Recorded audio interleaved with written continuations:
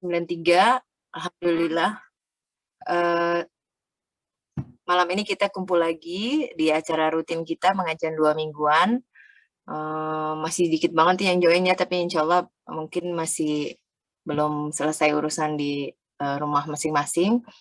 Alhamdulillah kali ini kita kedatangan pembicara yang sebelumnya mungkin sebulan atau hampir 2 bulan yang lalu kita mengundang suami beliau. Kali ini kita beruntung kedatangan, eee, Ibu, karena kemarin-kemarin katanya nggak mau dipanggil ustazah, Ibu, Kisma Fauzia. Nah, ini saya akan bacakan sedikit, kurikulum vitae beliau. Nama panggilan beliau biasanya dipanggil dengan Zizi. Beliau lahir di Baghdad tahun 1982, menikah tahun 2006 dengan Muhammad Iqbal dan dikaruniai 3 orang anak. Saat ini beliau berakomodasi di Pamulang, Tangerang Selatan. Riwayat pendidikan beliau 6 tahun di Pondok Pesantren Darul Rahmah Jakarta, S1 di Fakultas Psikologi Universitas Islam Negeri Syarif Hidayatullah Jakarta, UIN ya. Beliau aktivitas saat ini adalah co-owner dari lembaga rumah konseling, konselor dan penyuluh masalah suami istri dan keluarga sejak tahun 2010. Juga konsultan rumah keluarga Indonesia.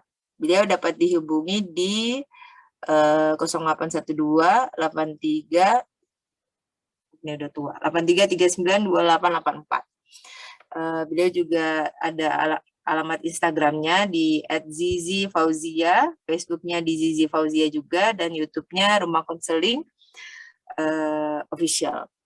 Nah, tema malam ini yang juga merupakan entah ditunggu-tunggu atau enggak ya, tapi menurut saya ini cukup menarik karena memang kita selalu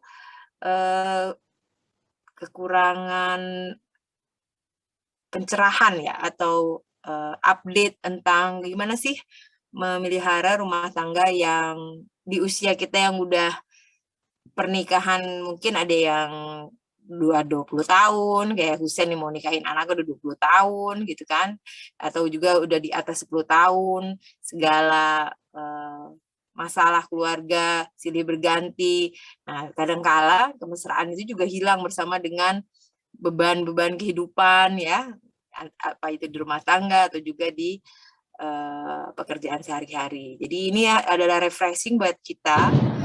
Insyaallah di sini lagi hujan lebat nih. Refreshing buat kita. Semoga Ibu Zizi bisa memberikan lebih banyak refreshing yang membuat rumah tangga kita seperti judulnya ya, kemesraan dunia, merintis kemesraan di surga. Assalamualaikum, nih saya sapa dulu Ustazah, lupa lagi nih. Assalamualaikum Bu Zizi. Waalaikumsalam warahmatullahi wabarakatuh, Bu Kiki. Ya, apa kabar nih? Baik, alhamdulillah. Ya, alhamdulillah ya, insya Allah nikmat sehat nggak terkalahkan lah saat-saat ini ya Bu.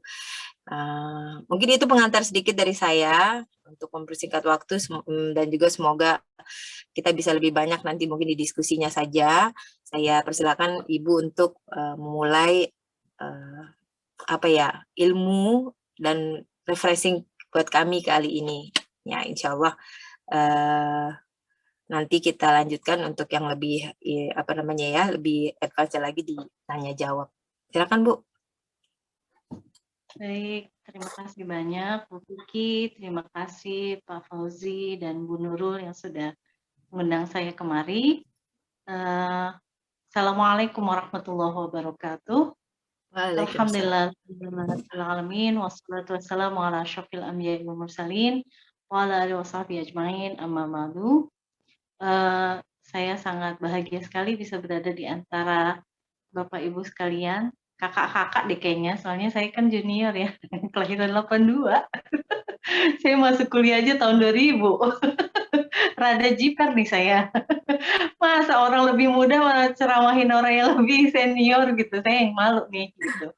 Tapi saya nggak bakal bilang bahwa ini sesi ceramah gitu ya, atau sebagai narasumber. Saya lebih pengen menamakan ini sebagai sesi sharing gitu, karena saya dengan Pak Iqbal ini adalah konselor yang sebenarnya tugasnya adalah dengerin curhat gitu. Kalau kakak-kakak semua ya, Bapak Ibu mungkin biasanya dengerin curhat keluhan fisik gitu ya.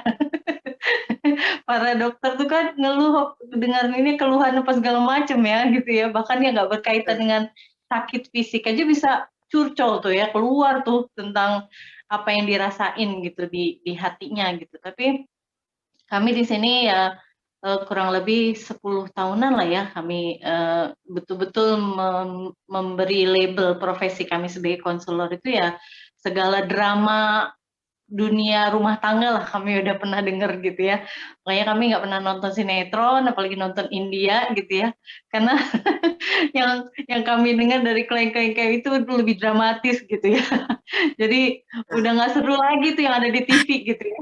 Bikin film nanti kalau bisa ya Bu. Nanti kalau dibikin film nanti nggak ada lagi mau curhat gitu karena takut bakal jadiin konten. Jadi apa ya, saya pengen sharing aja nih kepada Bapak Ibu, kakak-kakak semua bahwa memang yang namanya masalah rumah tangga itu memang semua orang tuh nggak bisa luput gitu dari masalah-masalahnya gitu. Bahkan beberapa tahun belakangan ini saya banyak loh menangani kasus-kasus para dokter yang lagi ngambil spesialis itu ini terlibat masalah perselingkuhan nih. Emang kayak begitu ya? Emang separah itu ya kalau ngambil spesialis gitu sampai-sampai hati itu gampang kecantol gitu sama orang lain gitu ya. Jadi senang banget saya bisa sharing dengan kakak-kakak semua yang tentunya sangat sibuk sekali ya, tapi masih bisa menyempatkan diri untuk berkumpul.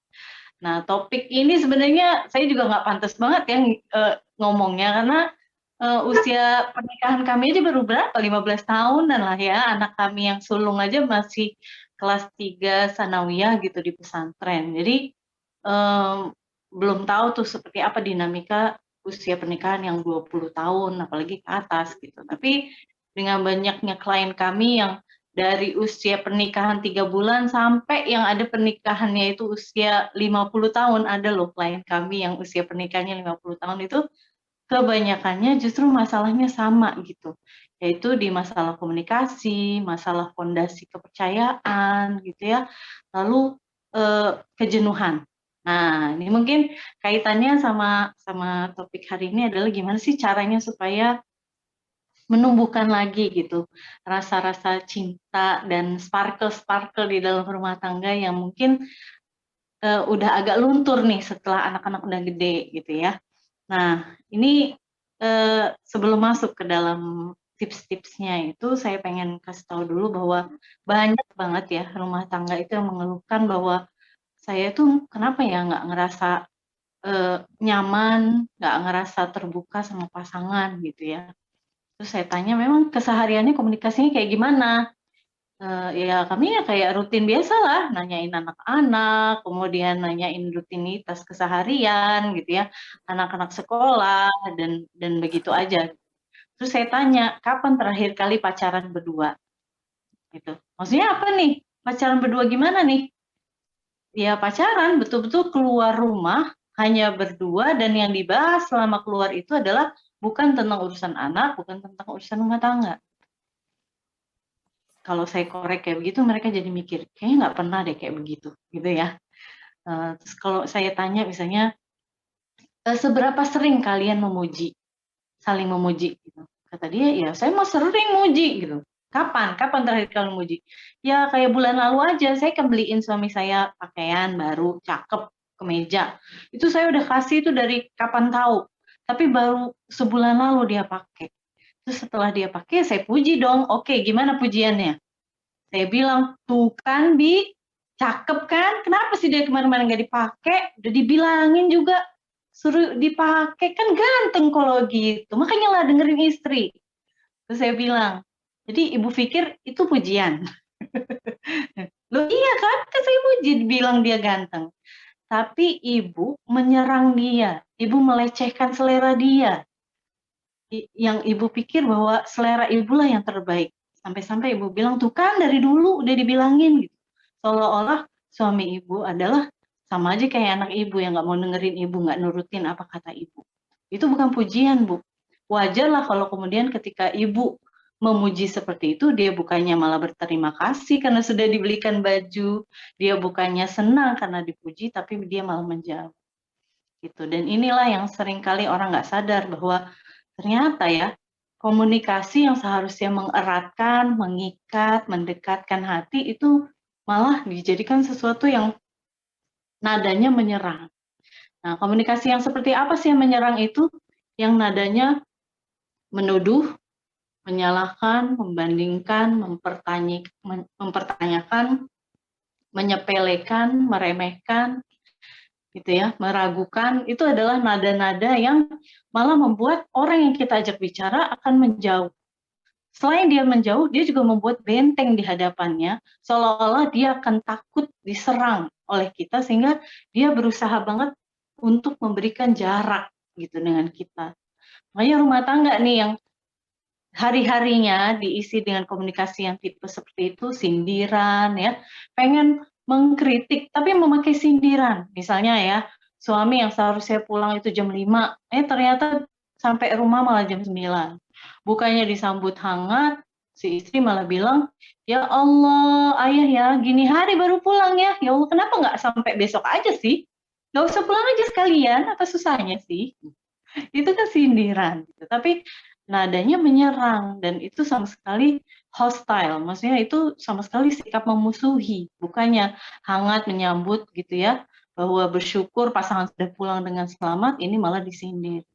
Wajar kalau kemudian akhirnya pasangannya malah ogah pulang atau bahkan putar balik, pengennya keluar lagi aja karena tahu bahwa setelah ini bakal ada omelan-omelan. Baru pulang aja udah disambut dengan sindiran.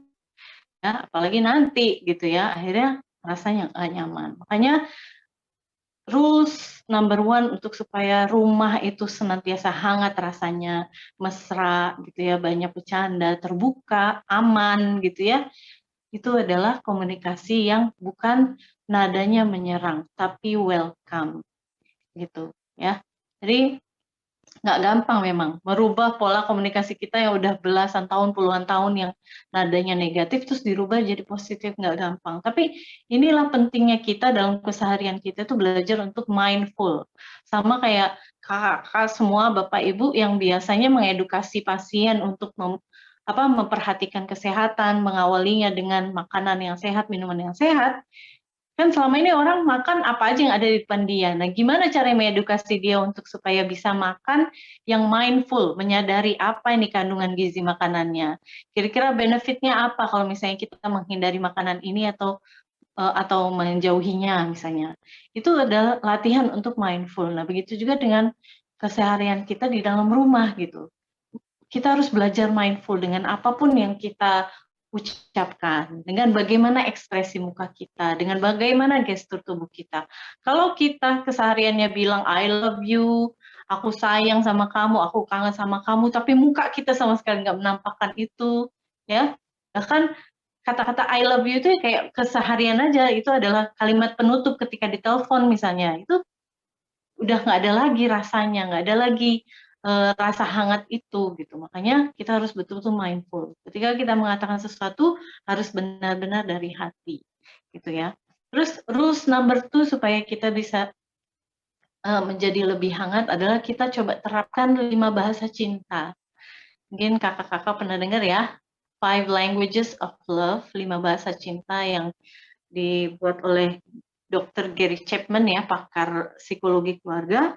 Beliau bilang bahwa di dalam rumah itu kita harus ciptakan habit-habit atau kebiasaan-kebiasaan yang sehat, yang mengekspresikan cinta gitu ya. Jadi kalau cinta itu bukan hanya dari kata-kata I love you, aku sayang kamu, atau hanya dari memberi hadiah setiap kali anniversary atau ulang tahun, tapi cinta itu harus diekspresikan dengan perbuatan. Karena memang cinta itu kan kata kerja ya, verb, bukan noun gitu. Cinta itu berarti mencintai gitu. Dan cinta itu ada 1001 kata kerja di baliknya gitu. Jadi kalau hanya sebatas ucapan aja, tapi perilakunya tidak menampakkan itu, ya berarti bukan cinta namanya. Tapi ketika tidak diucapkan, nggak pernah ada kata I love you, tapi perbuatannya menggambarkan cinta, ya berarti itu udah udah sikap mencintai. Makanya ibu-ibu nih sering banget nih yang pada protes. Kenapa sih suami saya tuh nggak ekspresif? Kenapa sih suami saya tuh nggak romantis? Mana ada dia pernah ngasih saya kado anniversary? Mana pernah inget dia sama ulang tahun saya gitu. Tapi ternyata suaminya nggak segan-segannya dia untuk mengantarkan istrinya setiap kali mau pergi kemana keluar gitu ya. Tanpa istrinya minta dijemput atau diantar, dia langsung gercep gitu ya. Udah gitu dengan anak-anak juga gitu ya. Padahal di budaya kita kan laki-laki itu pokoknya makhluk yang tujuannya adalah untuk mencari nafkah gitu ya bagi keluarganya. Tapi ternyata suami kita nggak segan-segan dia untuk megang sapu, nggak segan-segan dia untuk nyuapin anak gitu ya, nggak segan-segan dia untuk masakin bahkan gitu. Tapi dengan dangkalnya kita para istri mengartikan bahwasanya suami saya nggak romantis. Padahal perbuatannya itu sudah berbicara cinta semua gitu. Hanya kitanya aja yang menangkapnya begitu dangkal gitu ya. Jadi coba nanti di Google ya 5 languages of love gitu, dan harus dibiasakan sehari-hari. Dan kita juga harus tahu kira-kira pasangan kita itu sukanya bahasa cinta yang apa sih gitu ya. Kayak misalnya nih Pak Iqbal. Kalau Pak Iqbal tuh dia nggak suka tuh yang namanya hadiah-hadiah, karena seringkali kalau hadiah yang saya berikan tuh nggak sesuai sama seleranya misalnya. Tapi dia suka banget kalau misalnya dia itu dilayani, bukan berarti dia kayak raja saya pembantu, enggak. Tapi hal-hal yang dia sukai itu saya lakukan, gitu ya. Misalnya apa? Mijit. Nah, mijit tuh kan para bapak-bapak tuh kan di luar sana nggak ada yang namanya spa atau salon khusus muslim gitu ya, yang pakai ada pijat seluruh tubuh gitu ya, pakai massage oil gitu kan nggak ada gitu. Adanya ya udah barbershop dan spa yang biasa gitu kan.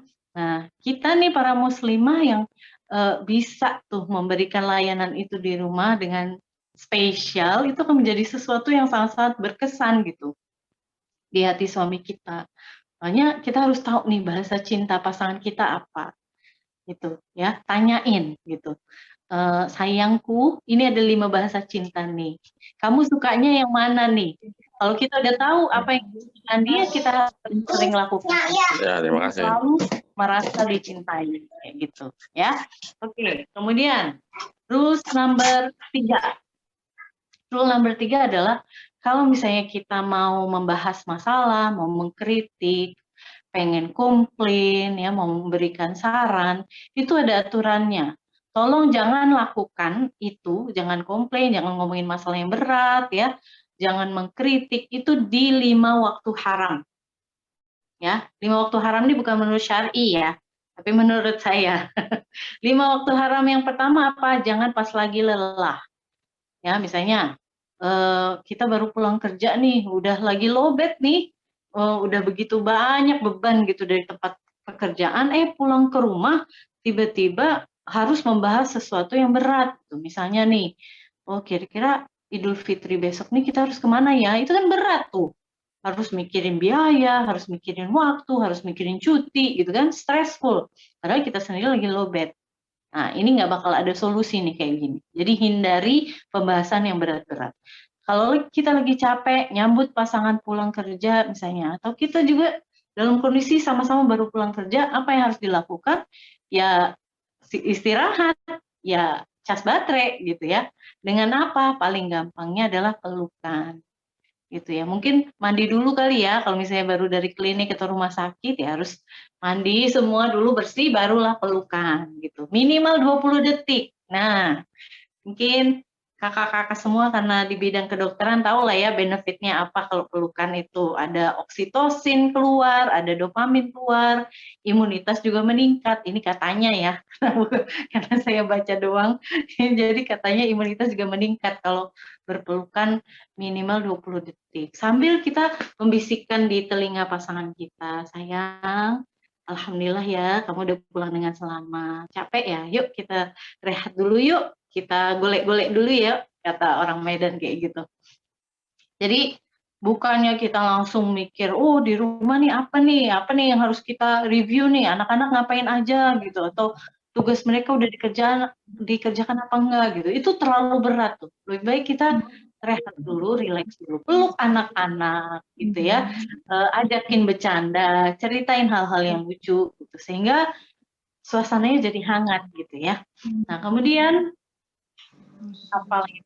Oh, waktu haram yang kedua. Tadi yang pertama apa? Capek ya.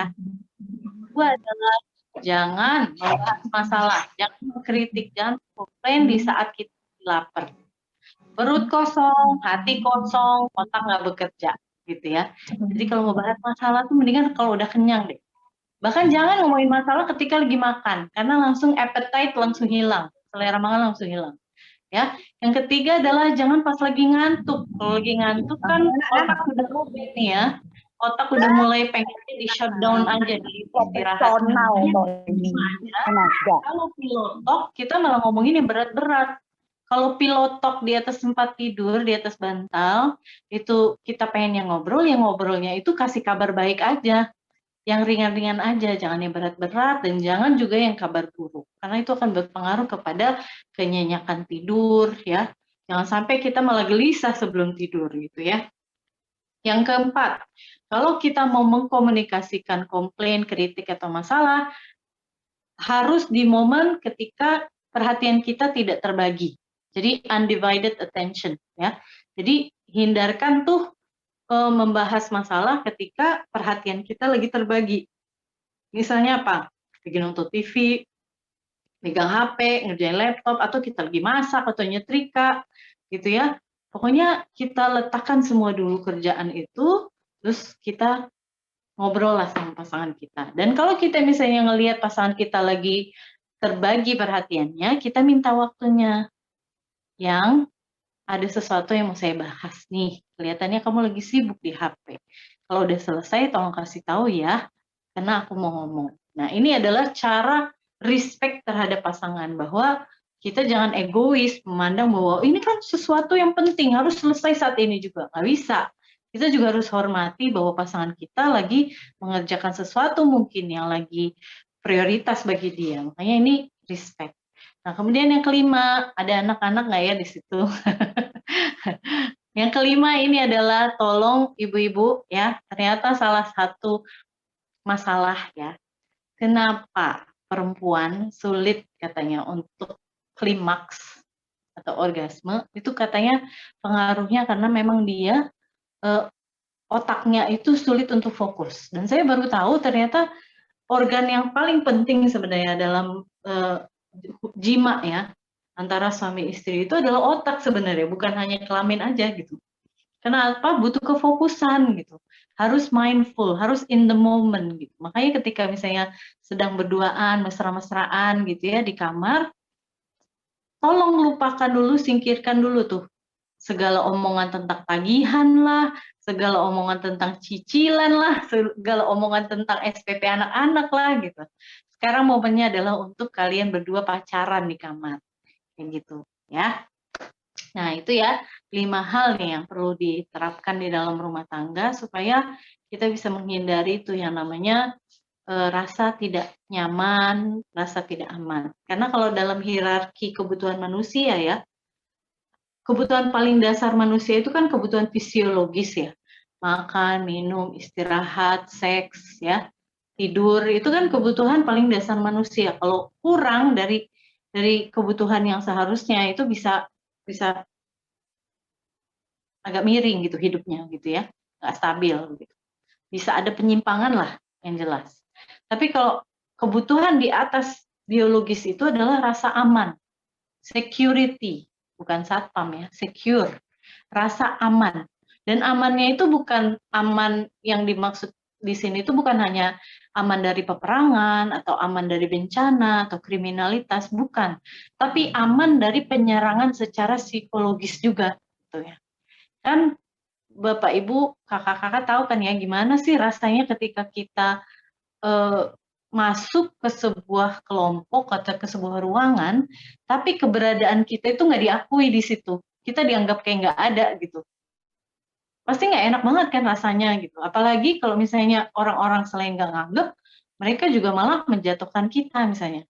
Melihatin kita dari atas sampai bawah misalnya, atau menyepelekan kita gitu ya. Tentunya yang ada kita malah jadi defensif, pengen membela diri, pengen ngelawan gitu kan ya, pengen menyuarakan kemarahan kita gitu. Nah, begitu juga di dalam rumah tangga, jangan sampai pasangan kita maupun anak-anak kita itu merasa terancam dengan adanya kita. Taunya dari mana? Kalau kita masuk ke dalam sebuah ruangan dan mereka ada kumpul di situ, kita duduk, mereka malah menyingkir, tandanya mereka nggak ngerasa nyaman.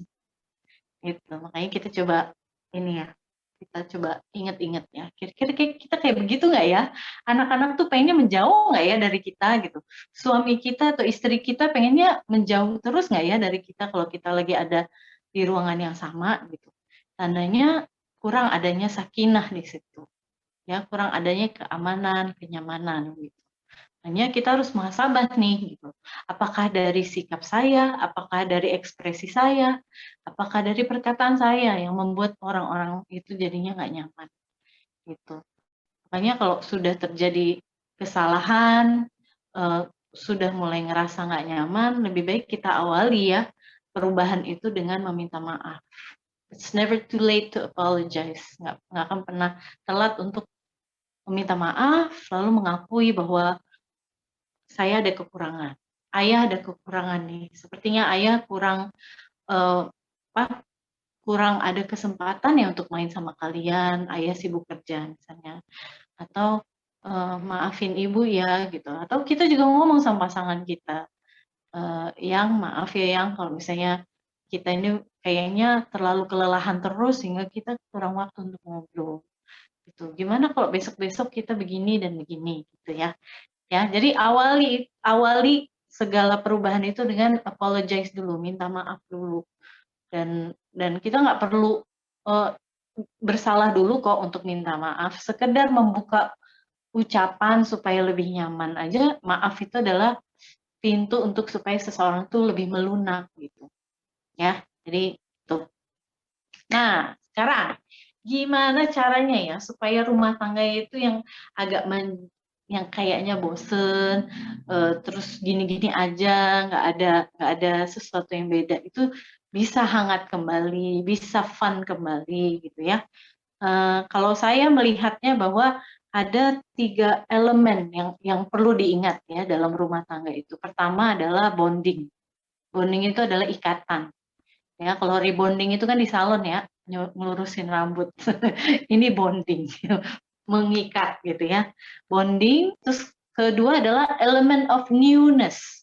Elemen kebaruan, baru, newness, element of newness.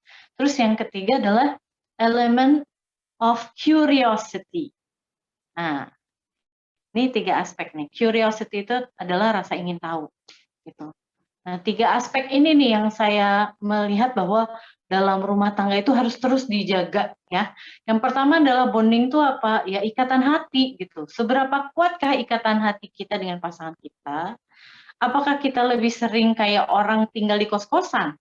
Tinggal satu atap tapi alam kita berbeda sebenarnya. Dunia kita berbeda-beda gitu ya. Nggak ada keterhubungan.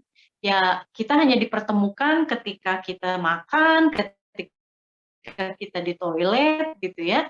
Selain daripada itu ya udah nggak ada tuh yang namanya komunikasi, nggak ada tuh canda tawa gitu ya. Makanya bonding ini pastikan erat ikatannya gitu ya.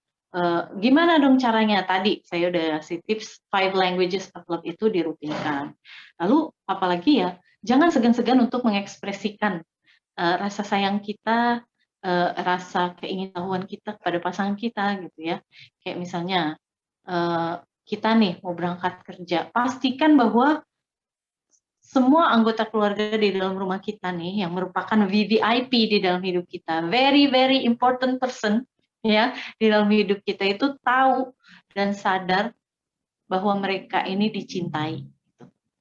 Kita sadar betul bahwa ketika kita keluar rumah kita ini dicintai, ada orang yang menantikan kita di rumah gitu. Saya mencintai dan mereka mencintai saya. Itu harus sadar betul gitu. Ini yang namanya bonding. Makanya ketika pamitan jangan cuma cium tangan. Ya upgrade dong. Aplikasi di HP aja wajib di-upgrade, ya kan? Kita sering diingetin kan gitu ya. Untuk reinstall lah atau untuk upgrade lah sehingga akhirnya ada banyak yang terhapus gitu. Tapi untuk aplikasi aja yang benda mati aja harus di-upgrade, apalagi kita manusia yang setiap hari harusnya berubah gitu, dan berubahnya tentunya harus lebih baik dong. Makanya kalau yang namanya cium tangan aja itu udah kuno banget, itu tahun jadul itu. Kita harus upgrade. Selain cium tangan apa? Cium tangan cipika-cipiki dong.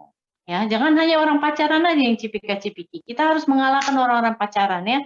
Budayakan ya ekspresi kehangatan kasih sayang antara suami istri. Kenapa? Teman-teman, Bapak Ibu sekalian, ini ada kakak juga nih kayaknya ikut dengerin ya, Bu Kiki. Karena apa? Karena dari kita lah para orang tua, anak-anak belajar nanti bagaimana menjadi seorang istri atau seorang suami. Ya, kalau mereka melihat orang tuanya mesra, berarti mereka akan terpatri di otaknya. Oh, kayak begini ya kemesraan itu. Oh, kayak begini tuh kalau udah jadi pengantin ya, gitu. Bukan sebelum adanya akad nikah, gitu. Orang tua kan kebanyakannya ketakutan, ih jangan sampailah kita kelihatan mesra depan anak-anak gitu. Ntar aja mereka praktekin, padahal kan mereka masih sekolah atau kuliah gitu. Loh, salah besar. Justru ketika kita menampakkan itu, anak-anak jadi tahu, oh ternyata yang namanya unyu-unyu gitu ya, bukan yang di Instagram aja ya, bukan yang orang-orang pacaran ya. Saya pernah tuh ya, lagi ngantri, ini zaman sebelum COVID ya, lagi ngantri mau beli ayam goreng, ya Allah mesraan di antrian, ya Allah mau beli ayam goreng doang. Saya ngeliat ini apa sih? Apa susahnya sih ngantri yang satu duduk di sono gitu. Ini enggak mesra-mesraan di depan antrian mau beli ayam goreng gitu. Ini absurd banget. Coba pergi ke mall, coba pergi ke tempat jalan-jalan. Yang gandengan tangan siapa? Yang haram-haram no. Mohon maaf saya ngegas. Soalnya saya pengen nih para suami istri yang hubungannya halal, tolong gitu, ajarkan pada anak-anak kita, ajarkan pada generasi muda bahwa yang gandengan tangan itu adalah orang yang udah menikah gitu. Sekarang yang manggil ayah bunda itu bukan yang seusia kita, itu anak-anak masih pakai seragam biru sama putih itu ya udah ayah bundaan. Saya enak banget lihatnya. Jadi jadi kita tolong ajarkan kepada anak-anak bahwa yang namanya bermesraan ini adalah sunnah Rasul. Coba deh kalau kita ingat gimana Rasulullah memperlakukan Sayyidatina Aisyah. Bahkan ketika Sayyidatina Aisyah lagi haid sekalipun, Rasulullah nggak segan meletakkan kepalanya di pangkuannya. Coba itu. So sweet banget kan? Rasulullah mau pergi ke masjid untuk sholat. Apa yang Rasul lakukan dulu? Dikecupnya istri-istrinya, coba. Ya Allah. Ingat nggak ketika bagaimana Sayyidatina Saudah mau naik ke atas unta? Coba ini unyu banget deh. Ini mengalahkan segala film Hollywood kalau saya bilang ya. Tahu kan unta kayak gimana? Dia pernah naik unta nggak pas umroh? Saya belum pernah. Itu tinggi kan ya, tinggi. Tahu nggak Rasul lakukan apa? Rasulullah berlutut sehingga Sayyidatina Saudah itu mau naik ke atas unta itu nginjek lututnya Rasul dulu. Paha deh, paha. Jadi Rasul itu kayak agak setengah berlutut gitu ya. Terus pahanya itu dia senderkan di samping si unta itu supaya istrinya bisa berpijak ke pahanya naik ke atas unta. Ini Rasul loh, Rasulullah, pemimpin umat Islam, orang paling gagah berani, yang akhlaknya paling luhur, hatinya paling halus, yang paling jantan semuka bumi ini. Tapi beliau nggak merasa rendah ketika pahanya sekalipun harus dipijak oleh istrinya. Dan istrinya apakah seorang perawan ting-ting? Bukan, seorang janda. Tapi beliau nggak merasa dirinya itu jauh lebih di atas istrinya. Dengan murah hatinya beliau, dengan lembutnya beliau, kasih sayang beliau tuntun istrinya untuk naik ke atas unta. Belum lagi tentang hadis bahwa Rasulullah itu mandi bersama dengan istrinya. Coba satu bejana, coba sambil bercanda. Coba Bapak Ibu, kakak-kakak sekalian, kapan terakhir kali mandi bareng pasangan? Ini sunnah Rasul loh. Jadi kalau ada yang getol banget bilang bahwa poligami adalah sunnah Rasul, tolong checklist dulu. Udah sunnah Rasul yang keberapakah yang sudah dilaksanakan semua yang Rasulullah contohkan. Gitu. Rasulullah bercanda-bercanda sama istrinya ketika lagi makan, bahkan makanannya itu ditowel di hidung istrinya, coba. ketika istrinya lagi marah, Sayyidatina Aisyah marah, apa yang Rasulullah lakukan? Dicubitnya hidung istrinya sambil diingatkan untuk istighfar. Ya Allah, romantis banget kan? Makanya kalau anak-anak muda tahu ini gitu, dia nggak bakal ngiri tuh sama selebgram yang ada di TikTok sama yang di Instagram saat ini. Gitu. Karena apa? Karena kita orang tuanya mencontohkan apa yang Rasulullah lakukan gitu. Dia nggak akan gampang terkesima dengan quotes-quotes yang so unyu-unyu gitu di Instagram. Karena dunia nyata setelah pernikahan itu selain ada unyu-unyunya, tapi ada juga masa-masa susahnya. Sehingga balance hidupnya, nggak halu, ekspektasinya nggak terlalu tinggi. Ya, kenapa saya jadi ngegas gini ya? Mohon maaf ya. Nggak bermaksud ngegas kakak-kakak sekalian. Jadi 3 elemen ini ya. Yang pertama bonding, kedua elemen of newness. Nah, elemen kebaruan, baru. Harus selalu ada sesuatu yang baru bahkan untuk hal-hal yang sepele. Nggak tiap hari ya. Tapi setidaknya kita nggak monoton begitu gitu aja ya. Kayak misalnya tadi menyambut pasangan pulang gitu. Atau kita yang mau baru pulang kerja gitu ya. Nah, kalau biasanya cium tangan aja ya upgrade dong ke hal yang lain. Misalnya, nggak usah pakai cium tangan dulu, langsung dipeluk misalnya, gitu ya, langsung dikasih surprise, gitu ya. Jadi harus ada sesuatu yang berbeda sehingga, oh ini apa nih, gitu. Karena otak itu kan kalau dengan sesuatu yang sifatnya rutinitas, dia jadinya kerjanya otomatis. Jadi dia nggak ada kesan apa-apa gitu. Nggak terkenang, nggak terkesan, kemudian nggak menimbulkan percikan apapun gitu di otak gitu. Tapi ketika ada sesuatu yang berbeda, otak jadi terkejut gitu. Bahkan hal sesepele seperti sentuhan. Nah, ini mohon maaf, karena saya sering banget ya ngisi juga tentang masalah seksual ya. Dari sisi psikologisnya ya, bukan dari sisi kedokterannya ya. Bahkan ketika sentuhan sekalipun itu sangat besar pengaruhnya kepada kedekatan antara suami istri. Kalau biasanya nih kita nih di dalam rumah dengan anggota keluarga kita, sentuhan kita itu kan yang begini biasa ya, yang telapak tangan rata gitu ya, nyentuh gitu ya. Itu kan biasa dengan anak, dengan suami, dengan orang tua kita ya, ya kayak beginilah sentuhannya. Sehingga otak kita menerimanya, oh it's fine. Ini bukan sentuhan yang ada ancaman, ini bukan sentuhan yang aneh. Tapi kalau kita mencoba sentuhan yang berbeda kepada pasangan kita, seperti apakah itu?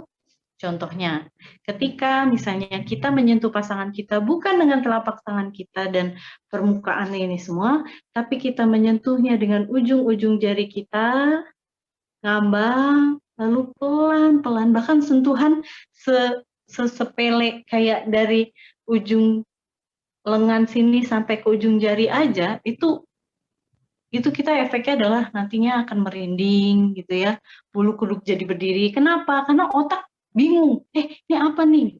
Dia terkejut nih, ini nggak biasanya nih sentuhannya. Akhirnya efek sensasinya juga berbeda gitu bagi suami istri kayak gitu ya. Monggo silahkan dicoba. Kalau sentuhan di tangan aja yang berbeda aja bisa begitu sensasinya, apalagi di tempat-tempat lain gitu yang sensitif. Ya, jadi elemen of newness. Bahkan ketika misalnya, oh biasanya makan tuh di meja makan. Kenapa nggak sesekali makan di depan TV, digelar sambil dimatiin semua lampu, tapi kita pasang lilin seolah-olah candlelight dinner. Itu kan nggak modal gitu loh, nggak butuh biaya untuk ke restoran atau kemana, tapi sekedar suasananya beda aja, apalagi sambil kita puterin lagu puterin musik seolah-olah lagi di hutan gitu kan, rasanya sensasinya akan berbeda gitu ya. Jadi elemen of newness, bahkan dari cara kita mengecup pasangan, dari cara kita apa yang memeluk dia sebelum tidur, itu sangat-sangat berpengaruh banget tuh kepada kehangatan rumah tangga. Kemudian elemen yang ketiga adalah elemen of curiosity. Nah, selama ini kita menganggap bahwa kan udah belasan tahun kita berumah tangga, kan udah puluhan tahun kita berumah tangga. Kayaknya saya udah tahu segalanya deh tentang pasangan saya. Well, anehnya, teman-teman, Bapak Ibu sekalian, justru selingkuh ini terjadi ketika kita merasa bahwa kita sudah tahu segalanya tentang pasangan kita. Yes, saya pernah menemukan orang-orang yang selingkuh bahkan di usia 40 tahun pernikahan, 20 tahun pernikahan, anak-anak udah lulus kuliah, udah berumah tangga, bisa terjadi selingkuh. Kenapa? Ya karena suami istri ini udah ngerasa bahwa saya udah tahu segalanya tentang dia. Padahal ada sisi-sisi yang mungkin kita belum gali, belum korek karena kita udah ngerasa dengan PD-nya bahwa nggak perlu dia ngomong pun saya udah tahu. Itulah ya, hindari sikap arogan bahwa kita tahu segalanya. Kita harus korek betul-betul. Kayak misalnya nih, pernahkah bertanya kepada pasangan tentang di momen seperti apakah pasangan kita itu merasa bangga dengan kita? Makanya kalau misalnya komunikasi jangan cuma nanya, gimana ya, hari ini ngapain aja, tadi ketemu siapa, makan di mana, pasien ada berapa, misalnya. Itu adalah pertanyaan yang sifatnya casual, interrogatif, yang jawabannya itu iya, tidak, dan informasi seadanya. Kita pengennya perbincangan kita itu deep, dalam. Makanya pertanyaannya adalah yang pertanyaan terbuka, kayak itu tadi gitu. Yang selain kamu ngerasa bahagia hidup sama aku, kamu tentunya juga pernah kan ngerasa marah sama aku. Nah, sikap aku yang seperti apa sih, atau perilaku aku yang seperti apakah yang membuat kamu marah? Gitu. Nggak apa-apa, ngomong aja. Kita biar sama-sama tahu. Gitu. Ini tentunya jawabannya penjabarannya luas banget. Makanya kita juga harus siap. Kenapa ini harus dilakukan? Karena sehari-harinya kita hidup rutin begini-gini aja, itu kita sebenarnya nggak menguak gitu lapisan-lapisan di dalam diri kita yang seharusnya kita buka terhadap pasangan. Makanya kalau kita sudah ngerasa aman, nyaman bersama pasangan, niscaya kita nggak segan untuk membuka sisi-sisi gelap di dalam diri kita. Gitu. Kita nggak segan untuk mengekspresikan rasa ketidaksenangan kita kepada sikap dia atau perbuatan dia, atau misalnya sejarah-sejarah masa lalu gitu. Kayak misalnya cerita tentang awal-awal waktu kita baru nikah misalnya, yang inget nggak dulu waktu kita baru nikah tuh, kita waktu itu lagi tidur di sini, kamu tuh pernah loh bilang begini-gini, aku pedih banget. Itu dulu aku tuh nangis loh, tapi alhamdulillah sekarang aku paham bahwa kamu nggak sengaja pengen menyakiti aku misalnya. Gitu. Terus dari situ pasangan ketika tahu kayak begitu, oh ternyata kamu tersinggung ya waktu itu ya, maaf ya, aku nggak tahu, maaf ya sayangnya. Akhirnya kan jadi bahan lucu-lucuan tuh di situ gitu kan. Kita jadi lebih mengerti satu sama lain gitu ya. Makanya ingat 3 hal ini, bonding, element of newness, dan element of curiosity. Ya, mungkin itu saja dulu ya Bu Kiki, sharingan dari saya. Semoga Bapak Ibu, kakak-kakak semua bisa menangkap ya apa maksud dari penjabaran saya, dan mohon maaf kalau ada kekurangan. Silakan Bu Kiki. Ya, terima kasih Bu Zizi. Alhamdulillah ya, ini ada beberapa poin-poin yang saya rasa cukup bisa dijadikan acuan buat kami-kami ini yang mungkin ya ini sentuhan-sentuhan ini yang sentuhan-sentuhan yang saya sih tertariknya itu tadi yang ada binding, curious, dan newness yang bisa kita terapkan dalam kehidupan sehari-hari. Ya teman-teman, bagi yang mau bertanya secara langsung ataupun di chat kayaknya belum ada ya yang nanya ya. Oke. Jadi memang Bu Zizi sekarang ini seperti yang tadi udah diutarakan, banyak perselingkuhan bagi mereka yang sedang mengambil program spesialis atau pendidikan. Ya, saya rasa sih itu semua bukan hanya di bidang medis ataupun di ini ya, di orang-orang yang khusus untuk di bidang kedokteran. Nah, itu ada Marini, silakan di unmute aja langsung, udah raise hand tuh. Mau tanya langsung tuh buat Ibu Zizi, silakan. Assalamualaikum warahmatullahi wabarakatuh. Waalaikumsalam. Saya tertarik dengan pengalaman Bu Ustazah nih, dari pengalaman menangani pasien-pasien, klien-klien beliau nih, bisa nggak sih cerita gitu? Jadi mungkin nanti banyak hikmah yang kita petik. Kan tadi saya agak kaget juga tuh ketika mendengar ada yang misalnya berselingkuh setelah 40 tahun pernikahan, setelah 50 tahun, menurut saya kan seharusnya pada saat itu sudah saling apa ya, ya maksudnya sehati sejiwa lah ya gitu ya, maksudnya udah lebih Hmm. menyatu ya. Karena memang kan kalau awal-awal tuh sulit ya, masih suka ya mungkin lebih banyak berantemnya, kalau udah lewat seperti itu kan udah harusnya udah sudah sudah sama-sama mengerti gitu ya. Bisa nggak cerita tuh Bu Ustazah itu tentang pengalaman-pengalaman beliau yang sudah pernah ditangani gitu? Makasih. Baik Bu Marini, terima kasih banyak pertanyaannya. Panggil saya Mbak Zizi aja Bu. Saya bukan Ustazah. Mbak Zizi nggak mau dipanggil ustazah, katanya requestnya jangan panggil ustazah katanya. Ya udah kalau nggak manggil Mbak, manggil ini Ibu Zizi. Kayaknya Bu Zizi juga nggak pantas deh, kan saya ini. Ada ibu-ibu nanti ini ya, nanti keenakan lagi mbak-mbak terus Mbak.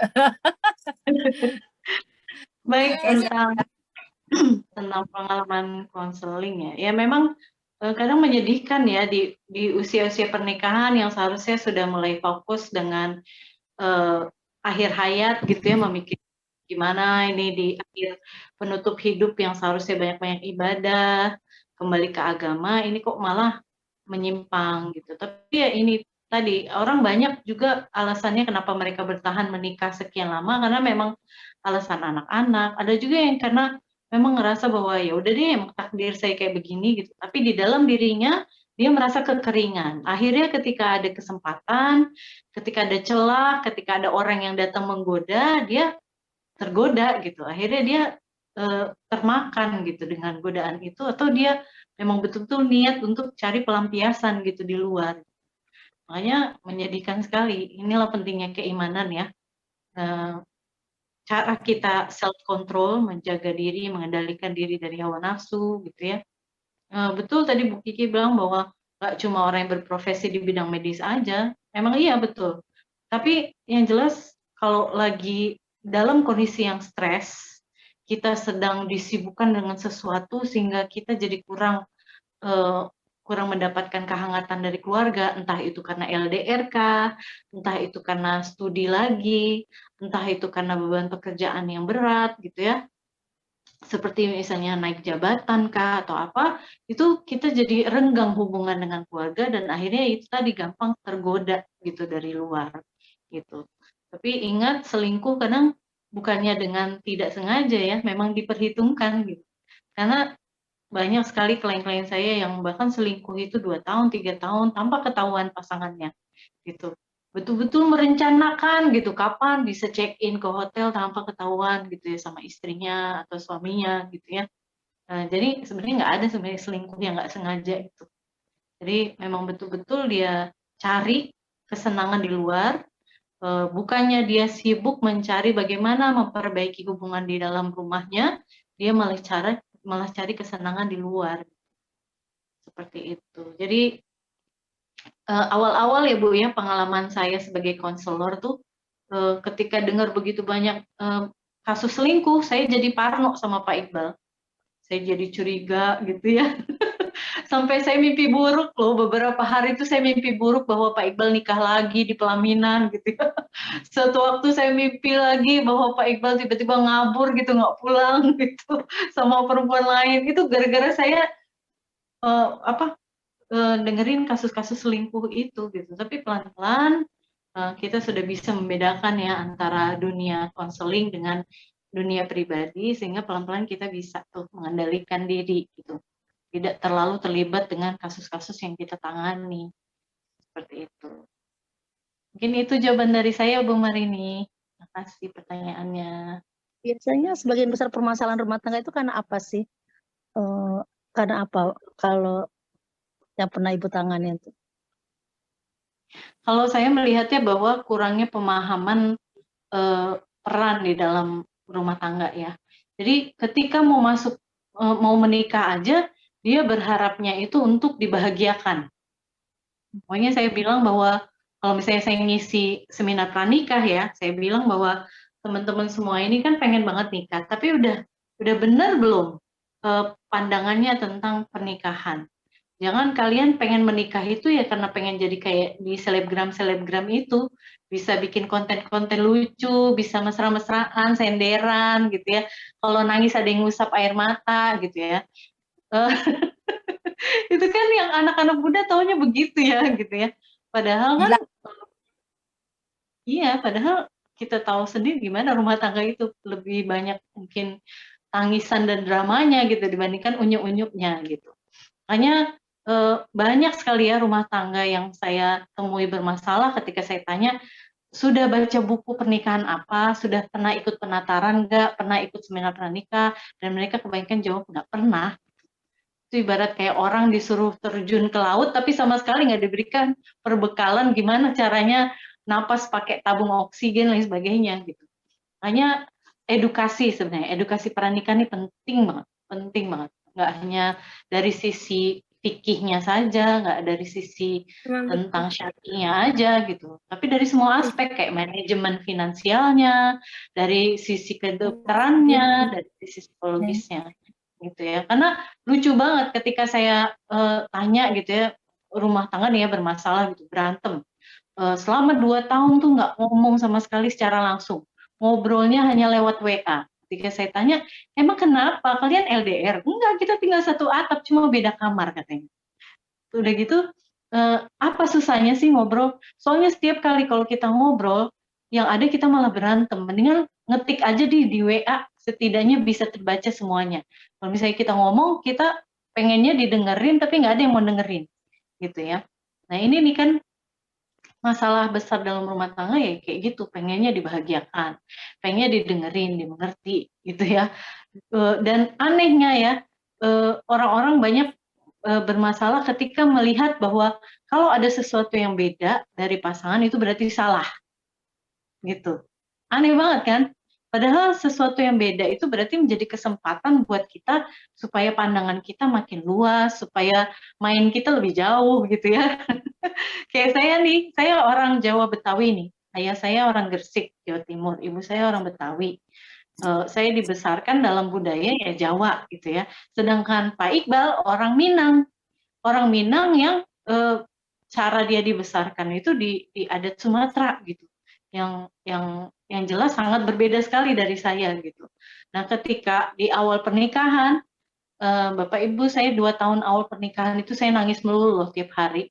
Bukan karena Pak Iqbal jahat, bukan. Tapi karena saya yang nggak paham dengan perbedaan budaya, saya yang nggak bisa memahami perbedaan komunikasi. Sehingga misalnya Pak Iqbal ngomongnya lugas gitu ya, atau dia betul-betul mengungkapkan pendapat dia tanpa dia berusaha tahan-tahan, saya langsung menganggapnya bahwa ini jahat, kok dia nggak paham, dan sebagainya. Sedangkan saya, apa-apa serba ditahan, apa-apa disimpan sendiri. Ketika saya nggak bisa makan pedas pun saya bilang saya bisa karena takut menyinggung misalnya selera Pak Iqbal yang memang sukanya pedas gitu.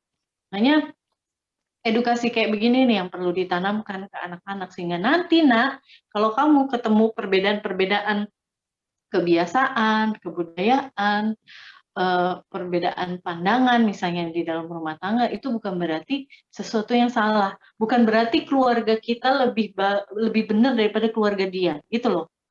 Kebanyakannya itu kayak gitu, merasa bahwa beda berarti salah, berbeda berarti lebih kurang, berbeda berarti harus dihindari, harus sama terus. Ini yang aneh. Padahal kan Allah menciptakan kita dengan segala perbedaan itu untuk mengayakan kita, untuk membuat kita jadi orang yang lebih terbuka pikirannya, tidak gampang menjudge, tidak gampang melabel, dan lebih banyak mengerti. It's easy to judge when you don't understand. Mudah sekali untuk kita menghakimi ketika kita tidak mencoba memahami. Gitu.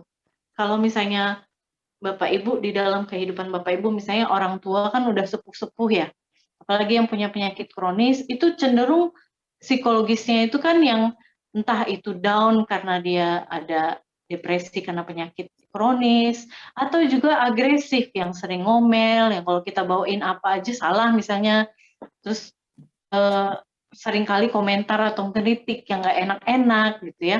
Padahal kalau misalnya kita orang awam menangkapnya itu karena dia itu adalah orang yang galak, atau dia itu orang yang pemarah.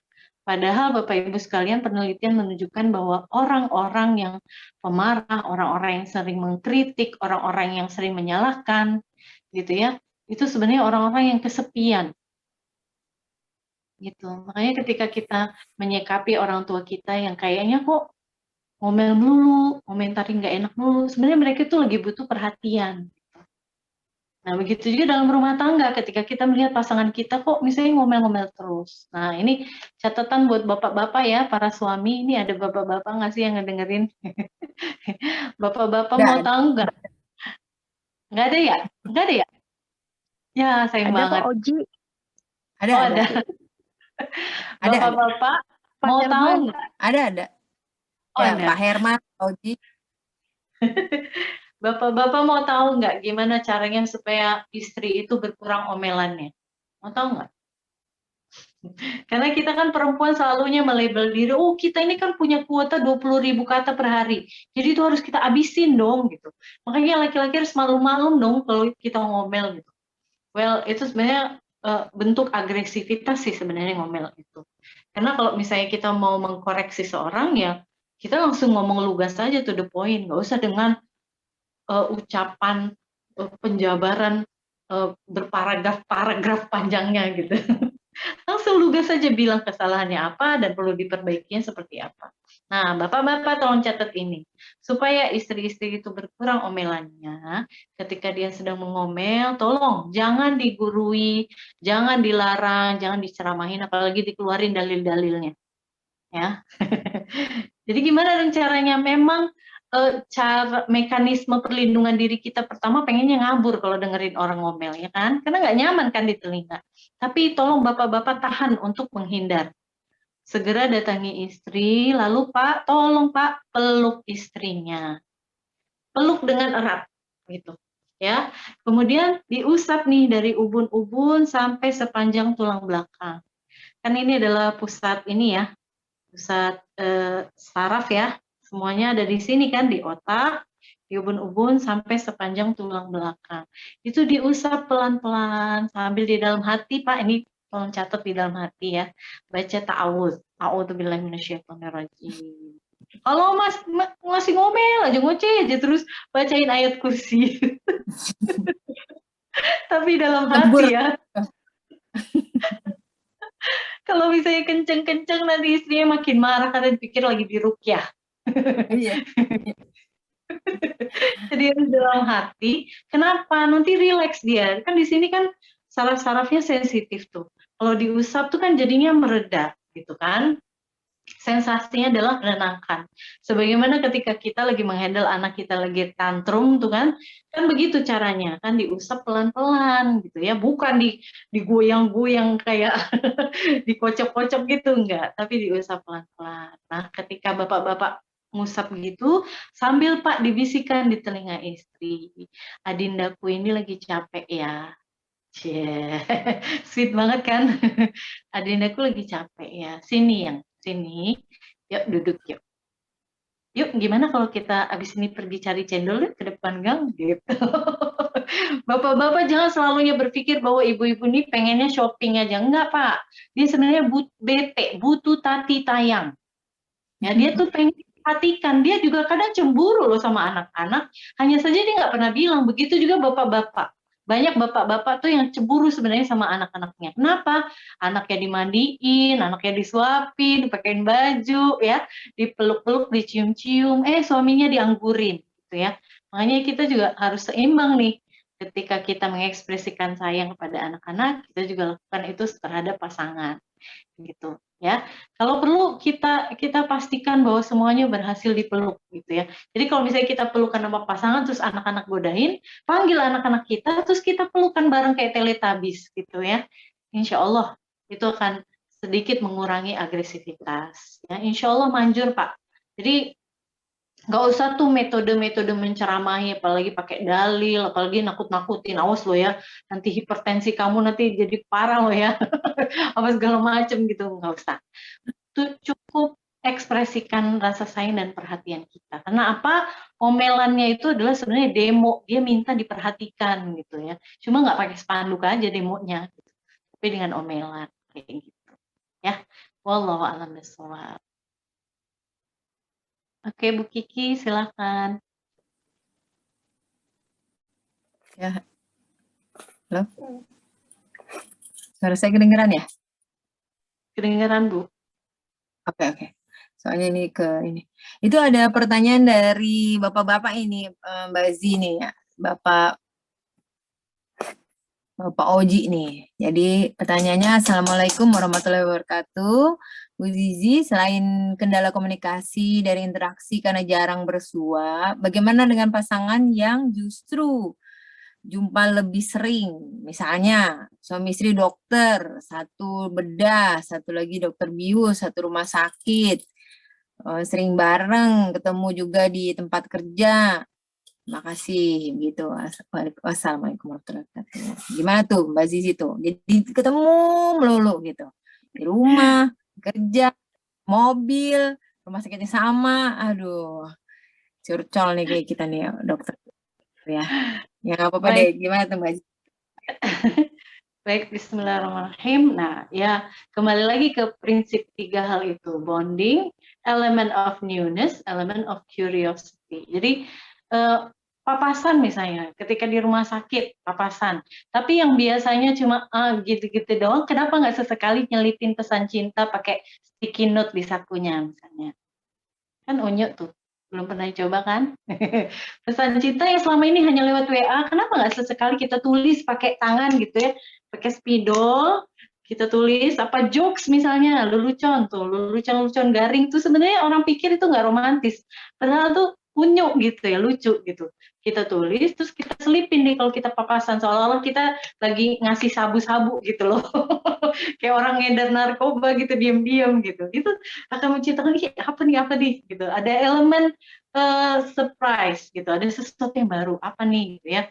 Atau misalnya ketika misalnya di kantin gitu ya, bukannya kita belagak kayak suami istri, kenapa nggak kita seolah-olah kayak baru kenalan. Nah misalnya Pak Fauzi sok nyapa istri seolah-olah belum kenal, Mbak kerja di sini juga ya Mbak, gitu, sok kenalan gitu. Mbak Nurul juga ya, ada teman kita kayak gitu soalnya. Pokoknya hal-hal yang hadir. Gitu, yang punya gitu. Kenapa saya bilang gini? Karena kadang suami saya juga gitu, Pak Iqbal kadang kayak gitu. Sok-sok nggak kenal gitu sama saya, sok pengen kenalan. Mbak, jilbabnya bagus juga, Mbak kuliah di sini ya misalnya. Gitu. Itu kan garing ya, tapi lucu gitu, dan itu membawa kesan yang baru gitu ya misalnya. Atau misalnya mau ngajak pulang bareng, padahal satu mobil tiap hari kayak begitu, tapi percakapannya itu seolah-olah kayak baru ngajak orang untuk ikut pulang bareng. Mbak, rumah saya di daerah Munjul sana, deket Serpong gitu. Mbak, rumahnya di mana gitu.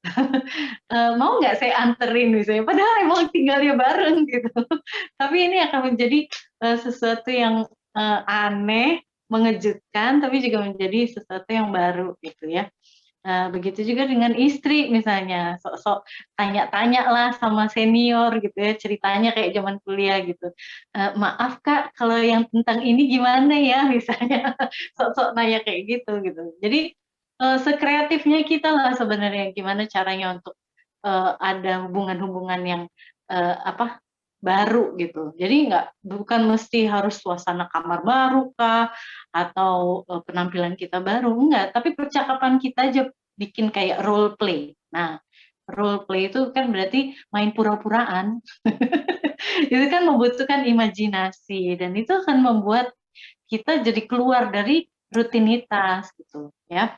Jadi mungkin itu bisa dilakukan ya. Semoga berhasil. Saya doakan. Makasih pertanyaannya, Pak Fauzi. Ya ini banyak soalnya teman kita yang kayak gitu, Mbak Zizi. Soalnya apalagi kalau Pak Fauzi ini kan di daerah, jadinya dia lagi ketemunya gitu ya. Oh ya, terus yang saya juga mau tanya nih ya, kalau dari audiens belum ada yang mau tanya ya. Kadang kita tuh udah ketemu atau kebetulan ada permasalahan tentang pernikahan, apa itu dari teman atau kerabat. yang kayaknya tuh udah kompleks banget gitu ya. Sejauh mana sih saat yang saya juga kadang jadi yang jadi agak berat gitu ditimbang adalah kayaknya dua-duanya merasa bahwa ini tuh udah suatu pertikahan yang salah gitu loh. Tidak ada jalan keluar dan tidak mungkin diperbaiki gitu. Sejauh mana sih satu pernikahan itu worth it atau apa ya? Apa itu memang benar harus biarkan berantakan atau berakhir gitu maksud saya, atau memang semua pernikahan itu sebenarnya patut untuk diselamatkan sampai apapun yang bisa diselamatkan, sampai remah-remahnya juga kalau bisa dikumpulin lagi, yang berantakan-berantakan katanya berkeping-keping lah apalah itu bisa nggak itu? Apa sebenarnya nggak berguna itu gitu loh. Nanti toh itu akan jadi beban lagi yang baru bagi mereka gitu. Itu gimana patokannya ya, Mbak Zizi? Berat ya langsung ya, nggak apa-apa lah ya. Soalnya ini juga ada, kadang ada gitu. Baik, bismillahirrahmanirrahim. Kalau di dunia konseling kami ya, kami nggak melihat bahwa seberapa parahnya masalah itu yang menentukan rumah tangga itu harus bertahan atau enggak. Kalau prinsip kami, selagi rumah tangga itu isinya tidak membahayakan nyawa, tidak berakibat adanya kekerasan, ya berarti harus dipertahankan. Meskipun misalnya ada perselingkuhan yang sampai belasan tahun atau adanya misalnya penyimpangan seksual gitu, kita tetap mendorong untuk supaya jangan jadikan cerai sebagai salah satu opsi jalan keluar gitu ya. Karena kita ini kan konselor Islami ya, yang kami selalunya berusaha supaya jangan sampai rumah tangga itu mudah untuk bercerai gitu. Tapi gini, sebelum saya mendorong seseorang itu mempertahankan rumah tangganya atau mengambil jalan bercerai, saya selalunya menanyakan kepada mereka berdua, kalian sendiri pengennya tetap bertahan dan memperbaiki rumah tangga, atau memang kalian merasa bahwa ini udah berakhir dan kalian benar-benar nggak mau mengeluarkan effort untuk bertahan lagi gitu. Karena percuma aja kalau saya mendorong mereka untuk mempertahankan, sedangkan hatinya aja udah di tempat yang lain gitu. Itu akan sangat-sangat melelahkan sekali. Gitu. Jadi kalau saya sih tanya dulu gitu, kalian berdua nih, kalian sendiri melihat nggak sih ada kesempatan kalian untuk bisa tetap bertahan? Gitu. Dan ini sama sekali nggak tergantung kasusnya. Jadi sesepele misalnya si suami kedapatan selingkuh baru secara emosional aja, belum sampai berzina gitu ya, chattingan mesra gitu aja, tapi si istri udah keburu sakit hati, udah ngerasa nggak berharga, udah merasa nggak bisa lagi untuk bersama dengan suaminya, itu bisa saja bercerai gitu ya. Karena itu tadi ketika saya tanya masih mau dipertahankan nggak, terus ternyata jawaban si istri, saya udah nggak bisa lagi. Pokoknya suami saya sudah berlaku kayak begini, berarti dia sudah menginjak-injak harga diri saya dan saya nggak sudi lagi hidup sama dia. Ya udah, silakan. Tapi yang jelas setiap keputusan tuh ada risikonya loh. Sudah belum dipertimbangkan segala risikonya. Apalagi ini udah ada anak-anak. Apakah kalian tahu apa saja yang harus kalian persiapkan untuk supaya anak-anak ini bisa hidup dengan normal meskipun kalian tidak lagi tinggal bersama misalnya. Kalian tahu nggak bahwa kalian harus menjelaskan ini kepada anak-anak? Kalian tahu nggak bahwa anak-anak ini butuh dikonseling supaya mereka tahu meskipun orang tuanya itu di tempat yang berbeda, tapi mereka tetap selalu ada buat mereka misalnya. Gitu. Jadi kalau misalnya masalah terlalu ruwet ya, itu saya justru bukannya fokus bagaimana caranya mencari solusi mereka, karena memang kita bukannya gudang solusi ya, tapi kita menuntun mereka untuk supaya bisa berpikir logis tentang masalahnya, bahwa jangan sampai ngambil keputusan dalam kondisi emosional. Coba deh, kalau kamu yang pengennya bercerai, runut segala maslahat yang bisa terjadi ketika kalian bercerai. Kan segala sesuatu itu ada maslahat dan madorot. Ayo, tulis di kertas, tulis sebanyak-banyaknya. Dampak positif dari perceraian menurut Anda apa? Tulis tuh ya. Setelah itu saya minta, oke, setiap kali ada dampak positif berarti ada dampak negatifnya juga kan? Ada risiko negatifnya juga kan? Ayo tulis. Saya suruh mereka tulis. Oke. Sekarang opsinya selain bercerai apa nih?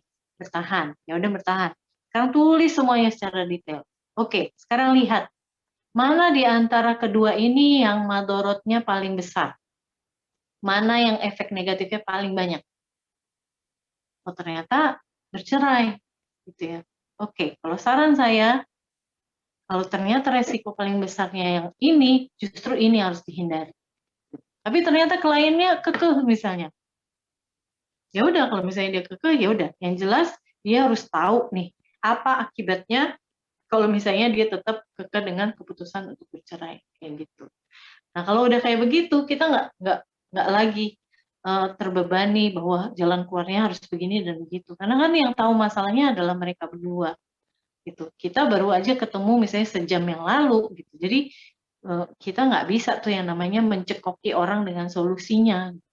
Sama kayak misalnya di bidang kedokteran, mau kita memberikan saran kayak gimana pun tapi obatnya nggak diminum, mereka nggak menjalankan kebiasaan hidup sehat yang kita sarankan, ya tetap aja mereka bakal sakit terus. Yang penting mereka udah tahu nih resikonya apa kalau minum obat itu nggak dilakukan. Kalau mereka tetap dengan kebiasaan negatifnya, gitu. Mungkin itu Bu Kiki. Jadi kalau misalnya saya dengerin konseling orang ya, yang mereka punya masalah semeraut kayak gimana, kebanyakannya saya adalah mendengarkan aja dulu. Saya nggak menyiapkan jawaban-jawaban. Karena banyak juga yang justru ketika dia didengarkan aja dia udah ngerasa lega, dia ngerasa terbantu. Itulah ya, banyak orang yang pengen banget bicara tapi bingung kemana gitu. Makanya psikolog dan konselor lah yang hadir untuk mengisi kebutuhan itu. Gitu. Seperti itu. Ya, betul juga ya. Memang kita kalau di dunia kedokteran juga kita kembalikan ke keluhan awal dari pasiennya sendiri sih sebenarnya. Terus yang lain ada yang mau langsung bertanya, silahkan. Nah, kalau selanjutnya ini yang juga, jadi kadang ya Ustazah, Mbak Zizi,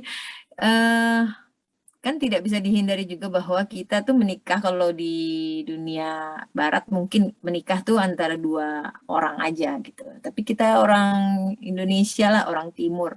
Menikah itu nggak hanya sekedar aku nikah sama suami, suami nikah sama istri, between men and women gitu.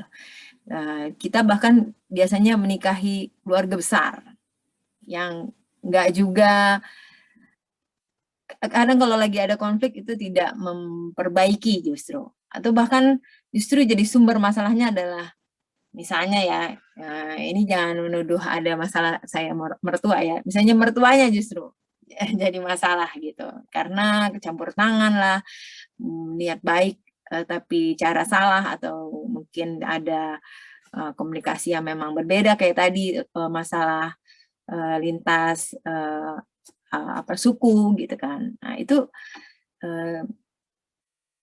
ya maksudnya itu sebenarnya kayaknya klise gitu ya. Ya bersabar dong kan sama mertua bla bla bla bla gitu. Tapi ada nggak kalau pengalaman dari Mbak Zizi gimana kompleksnya permasalahan harus berinteraksi dengan keluarga besar dan orang tua dari masing-masing gitu sampai dan gimana cara jalan keluarnya gitu.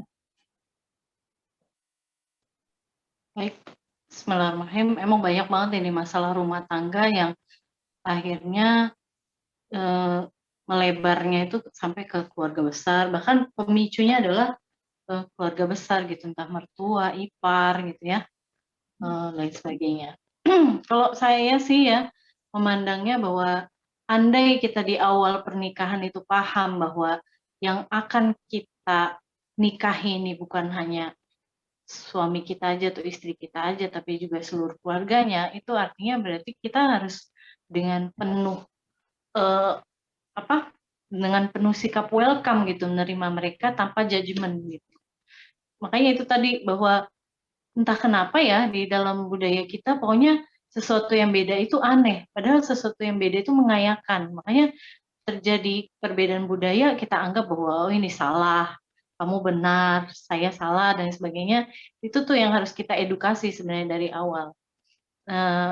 Kalau saya ngelihatnya ya, karena kurangnya pemahaman anak muda juga terhadap orang-orang yang sudah lansia. ya. Apalagi ada ilmu gerontologi ya. Itu dunia kedokteran bukan sih? Dunia kedokteran kan ya? Geriatri ada di. Gerontologi. Ya, tentang bagaimana orang tua itu, lansia itu ya, kebutuhan psikologisnya, kebutuhan fisiknya, nutrisinya, lingkungannya, dan sebagainya. Gitu. Nah, kita orang muda kurang memahami.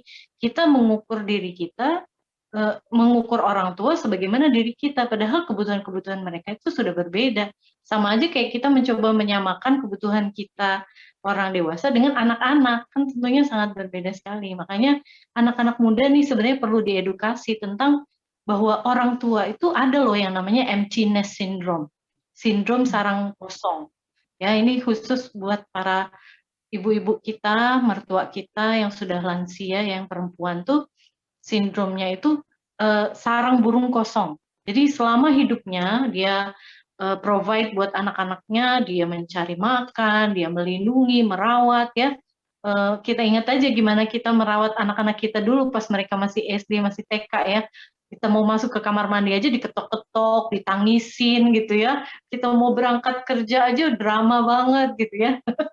Tapi giliran anak-anak udah SMP, udah masuk pesantren, udah pada nikah loh, kita nggak ada yang nyariin lagi, nggak ada lagi yang teriak-teriak minta dibikinin susu, nggak ada lagi yang teriak-teriak nanyain kita kenapa pakai jilbab gitu, karena anak kita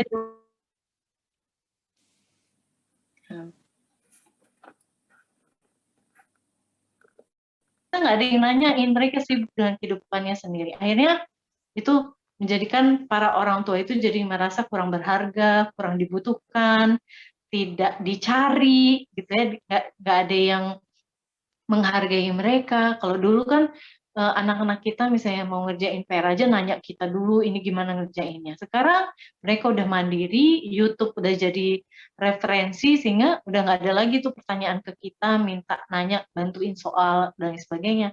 Lama-lama buat para ibu terutama yang selama ini mendedikasikan hidupnya untuk merawat anak-anak, tiba-tiba ngerasa nggak dibutuhin lagi tuh akan sangat aneh sekali, dan keberhargaan dirinya itu menjadi turun gitu ya. Self worth mereka itu menjadi berbeda. Akhirnya mereka merasa bahwa saya, oh iya ya, saya nggak dibutuhin lagi ya. Dulu kalian cari-cari saya, giliran saya udah tua kayak gini, kalian udah ngerasa nggak butuh, akhirnya saya dibuang gitu ya. Padahal anak-anaknya nggak buang, tapi sekedar misalnya jarang nelpon aja, bagi dia sudah terpukul gitu ya. Ketika datang namu lebaran, semua anak ternyata sibuk sama HP-nya masing-masing, tapi orang tuanya nggak diajak ngobrol. Tiap kali si ibu ngeluh, belum apa-apa langsung dipatahkan. Mama nih apa sih? Udah cerita sampai 10 kali loh kayak gini, ngapain sih diulang-ulang? Padahal namanya orang udah lansia kan mereka mana ingat bahwa mereka udah pernah cerita itu. Orang makan aja sering lupa gitu ya, sudah atau belum, gitu, apalagi tentang cerita-cerita. Nah inilah yang menurut saya menimbulkan friksi gitu antara orang tua kita yang sudah lansia dengan kita-kita ini yang masih usia produktif. Edukasinya masih kurang banget menurut saya ya. Bahkan di dunia psikologi aja jarang banget kita membahas tentang gerontologi. Lebih banyak tentang parenting dibandingkan tentang bagaimana merawat dan memahami orang-orang tua kita yang udah lansia gitu. Sangat menyedihkan sebenarnya kayak gitu. Insya Allah kalau misalnya kita paham bahwa orang tua kita itu memang jadinya sensi, ya kan ya, apalagi ibu-ibu yang sudah menopause itu kan secara psikologis udah beda banget gitu kan. Cara dia menyikapi sesuatu, dia jadi lebih perasa, gampang nangis, nonton iklan aja bisa nangis. Itu kan aneh, dulunya nggak kayak begitu gitu. Tapi ya itu tadi, kita nggak terus menjadi baper nih, kita yang anak muda ketika melihat sikap orang tua kita berbeda gitu ya. Karena sudah nggak ada kemungkinan lagi bagi orang tua kita yang lansia itu berubah gitu. Kita nggak bisa berharap banyak kepada orang tua kita. Gitu. Makanya kenapa tertulis di dalam Al-Quran supaya kita berbakti dan menjaga mereka, bahkan nggak boleh sama sekali kita mengatakan sesuatu yang menyakitkan bagi mereka, ya karena memang psikologisnya itu adalah seharusnya sudah dilayani, seharusnya disayangi, seharusnya dimaklumi, dan bukannya malah dimarah-marahi, dituntut macam-macam gitu.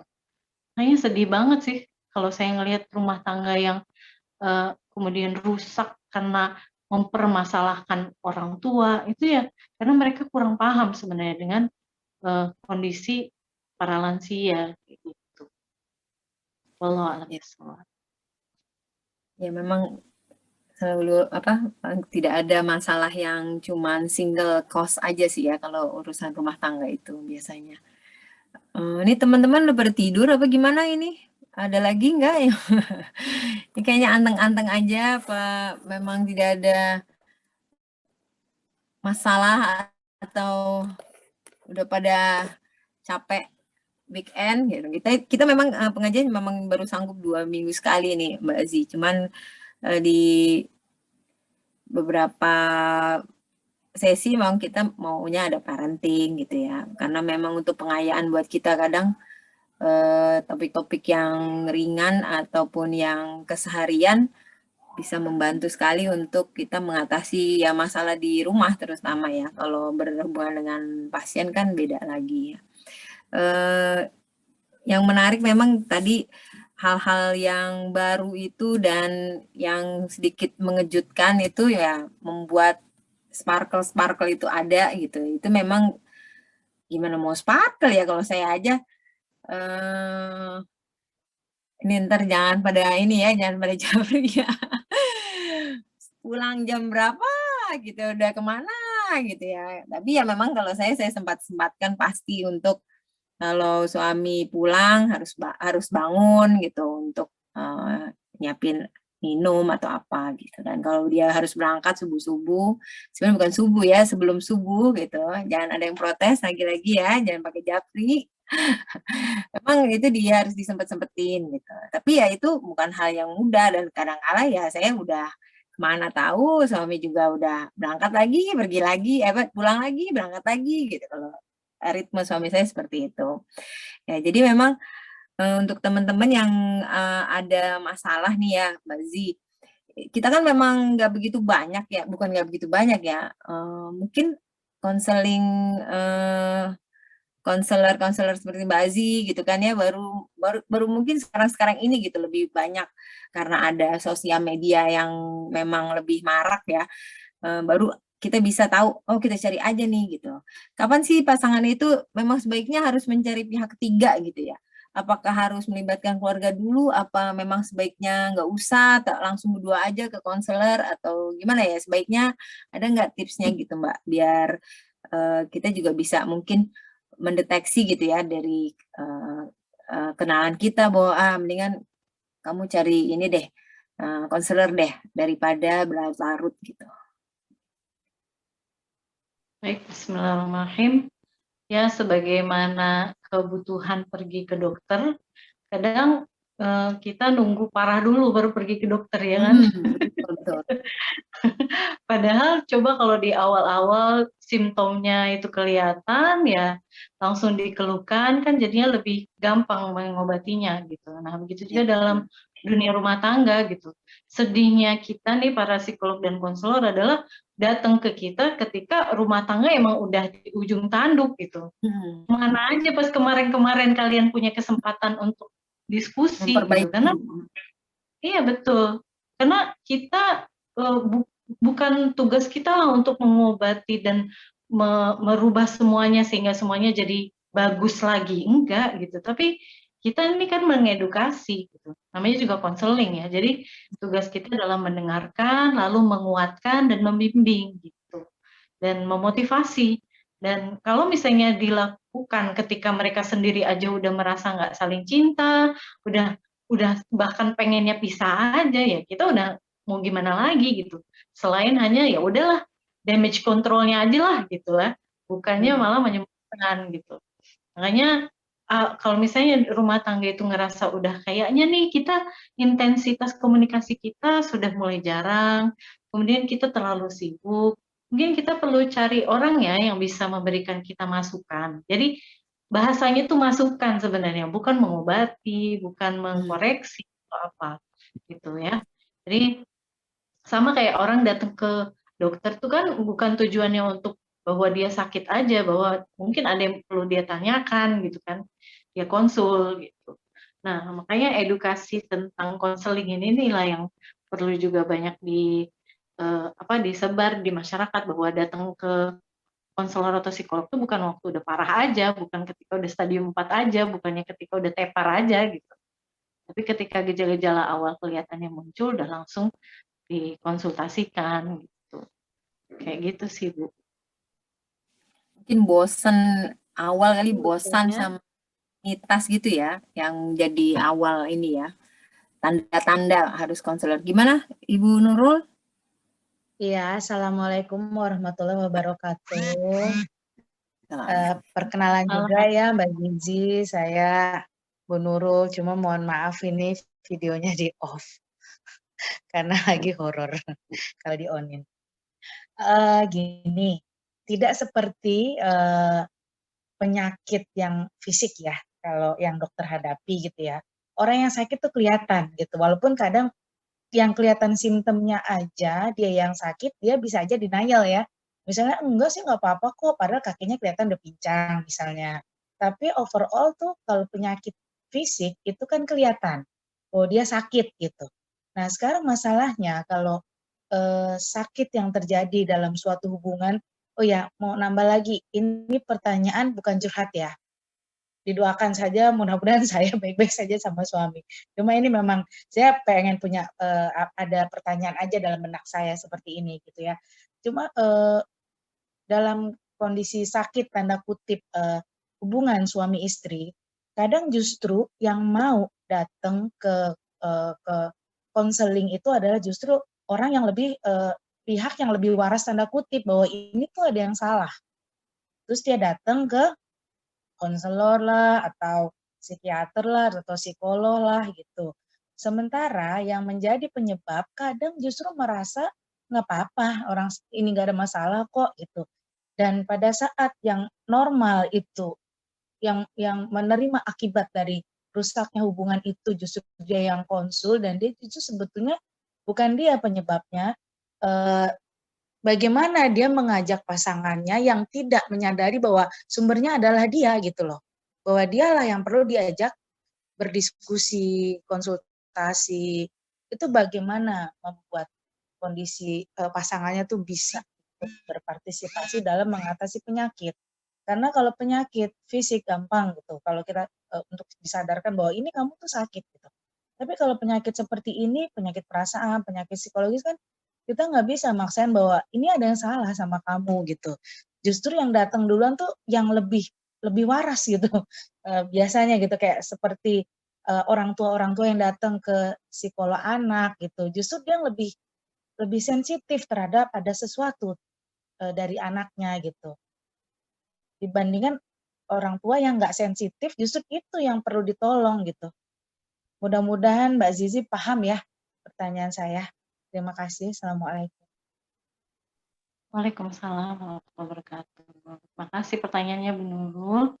Bismillahirrahmanirrahim. Jadi emang iya, kebanyakannya kami konseling itu bukan couple ya, tapi salah satu aja yang datang dan itu mayoritas para istri. Padahal biang kerok masalahnya mungkin suaminya gitu ya, suami selingkuh gitu ya, suami nggak deket sama anak-anak gitu ya, tapi si istri yang datang ke psikolog dan minta untuk gimana cara memperbaiki rumah tangga. Kalau dalam kasus kayak gitu, kami pertama adalah menguatkan dulu si klien yang datang itu, menguatkan bahwa ibu berarti berani ya, ibu berarti punya kesadaran ya untuk datang cerita ke kami apresiasi dan sebagainya. Terus kedua, karena kita nggak bisa nih mengharap rumah tangga segera ada perubahan karena biang keroknya aja nggak nyadar bahwa dia yang pembawa masalah, ya kita bisanya adalah gimana ya caranya si istri ini setidaknya menunjukkan ada perubahan gitu setelah konseling. Misalnya perlakuan dia mungkin pada suami yang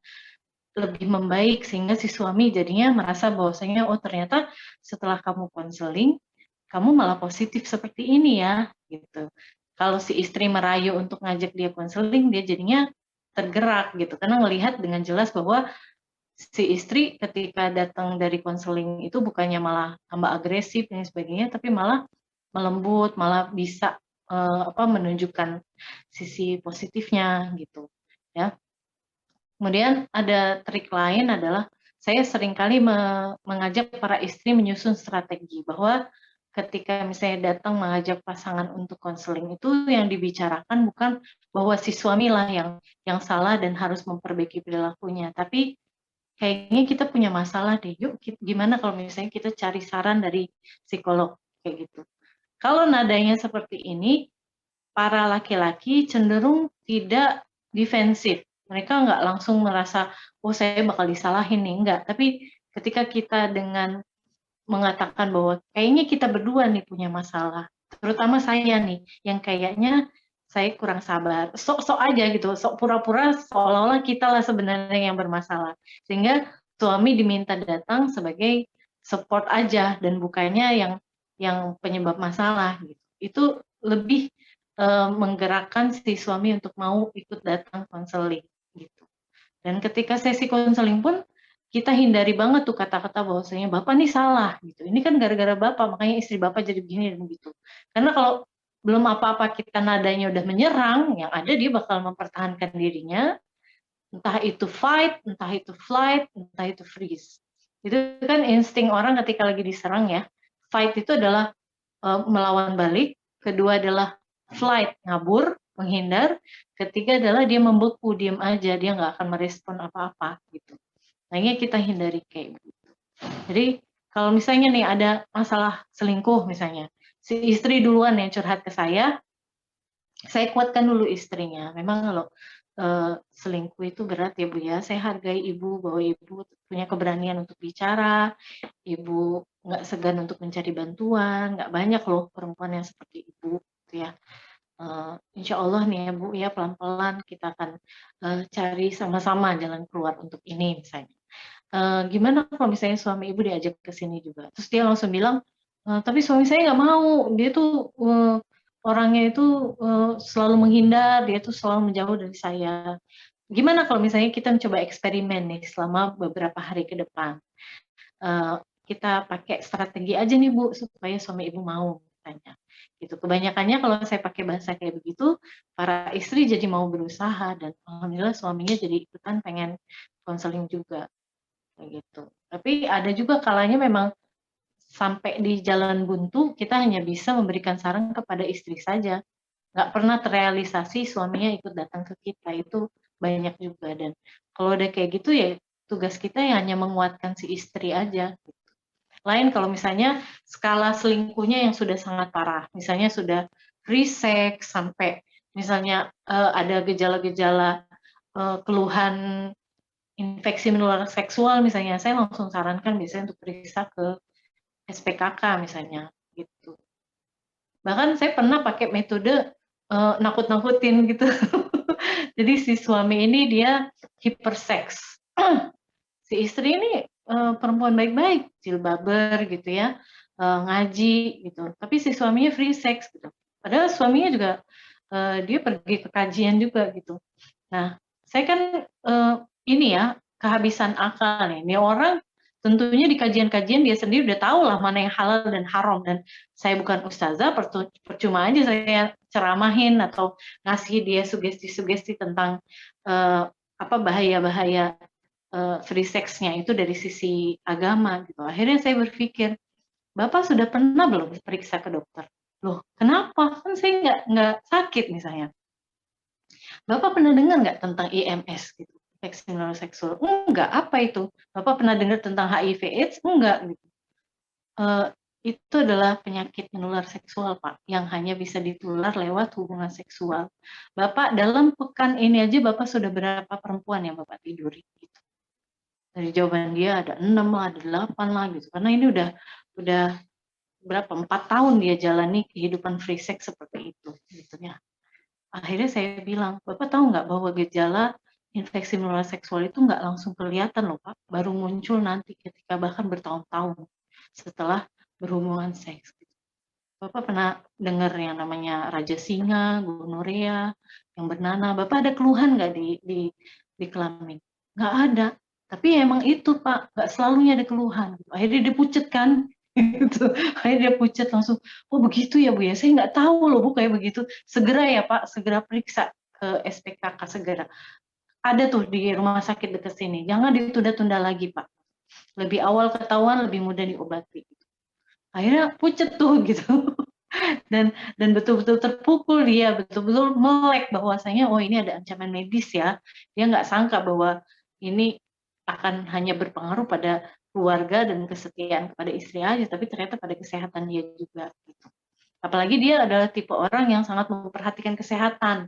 Jadi dia ikut sepedaan lah, dia pokoknya untuk orang yang seusia dia itu orang nggak menyangka bahwa dia ternyata masih fit sekali gitu. Hanya banyak perempuan yang tertarik gitu sama dia. Jadi kadang saya pakai cara-cara kayak begitu. Memang kadang kalau kita lagi terjepit kan apa aja bisa keluar gitu. Sejauh ini sih itulah cara saya yang paling ekstrim untuk nakutin orang supaya nggak lagi berperilaku free sex kayak gitu. Wallahu a'lam bishawab. Semoga bisa menjawab ya Bu Nurul. Ya, terima kasih ya Mbak Zizi. Sama-sama Ya, Bu. susah juga memang ya kalau bukan pasangan tapi di terapi untuk konselor pernikahan ya. Sama aja kalau dibilang saya kalau mau punya anak yang mau periksa istrinya terus suaminya nggak pernah mau periksa ya susah itu ya. Oke, gimana teman-teman? Ini sudah hampir jam 10 ya. Kayaknya juga dari audiens sudah tidak ada lagi pertanyaan dari tertulis. Kayaknya kita sudahi saja, Mbak Zizi. Boleh saya minta take home message gitu kalian untuk penutup dari Mbak Zizi untuk acara hari ini. Silakan. Apa ya? Kalau saya ya, salah satu hal yang memotivasi saya untuk bisa memiliki rumah tangga yang hangat itu karena saya memandang bahwa apa yang saya lakukan sekarang sebagai seorang istri itu akan menjadi warisan bagi anak-anak saya untuk generasi ke depannya. Bagaimana nanti anak-anak saya menjadi istri atau suami itu tergantung dilihat dari bagaimana interaksinya kita dengan pasangan kita sekarang. Dan saya sudah melihat begitu banyak dampak negatif dari anak-anak yang tumbuh dari orang tua yang tidak harmonis.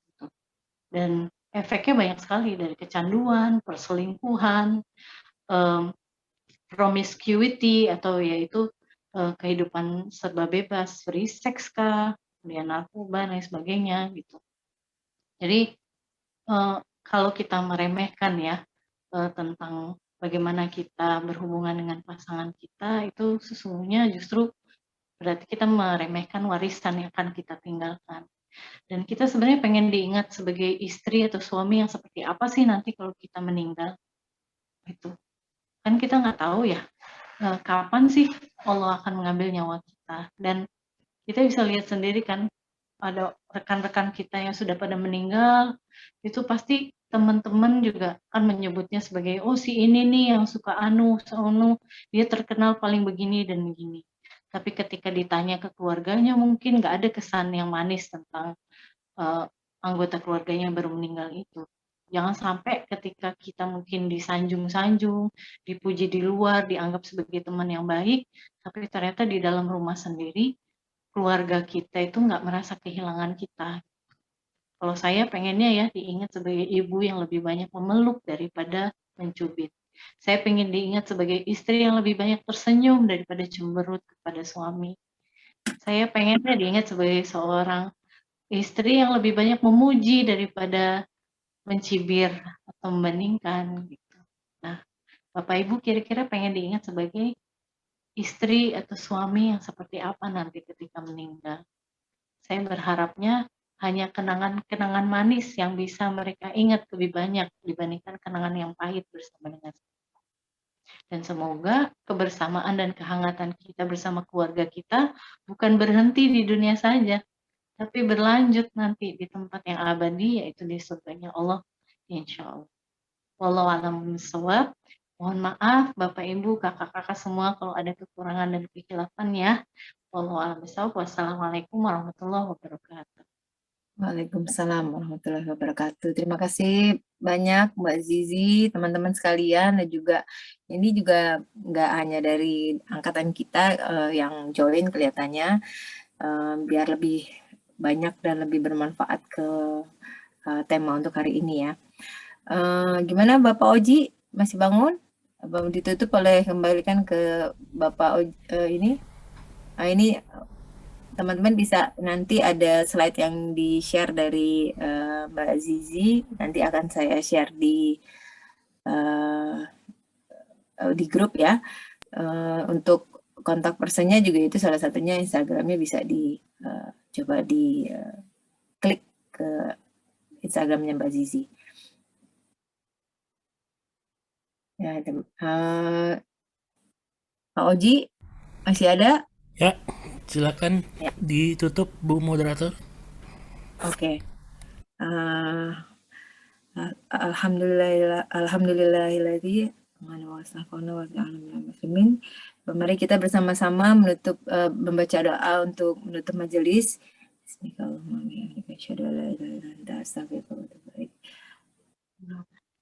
Ya, terima kasih sekali lagi pada teman-teman yang baik hati sudah join di sini dan juga Mbak Zizi. Semoga nggak kapok dan mungkin kita untuk ke depan mencoba lagi untuk mencari tema-tema tidak hanya sekedar tentang pasangan, mungkin juga parenting yang lain bersama Pak Iqbal juga. Alhamdulillah acara sudah selesai. Mungkin yang Mbak Zizi boleh bisa meninggalkan forum. Terima kasih banyak. Dan salam buat Waalaikumsalam warahmatullahi wabarakatuh.